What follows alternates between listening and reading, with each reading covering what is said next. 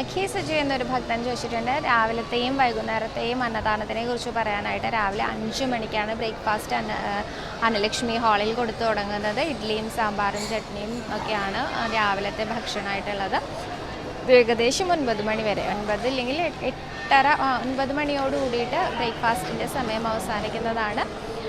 10 മണി തൊട്ട് നമ്മളുടെ ഉച്ചയ്ക്കുള്ള ലഞ്ചിൻ്റെ സമയം തുടങ്ങായി.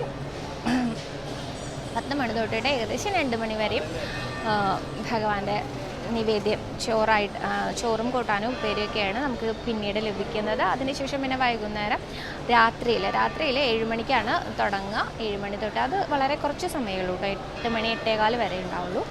അതും ഈ ചോറ് തന്നെയാണ് കേട്ടോ രാത്രിയിൽ. ഇതിന് വ്യത്യാസം വരുന്നത് ഈ മണ്ഡലകാല സീസണിലാണ്. മണ്ഡലകാല സീസണിൽ കുറച്ചധികം സ്വാമിമാരെ കണക്കിലെടുത്തുകൊണ്ട് സമയത്തിന് കുറച്ചധികം വ്യത്യാസങ്ങൾ ഉണ്ടായിരിക്കും കേട്ടോ.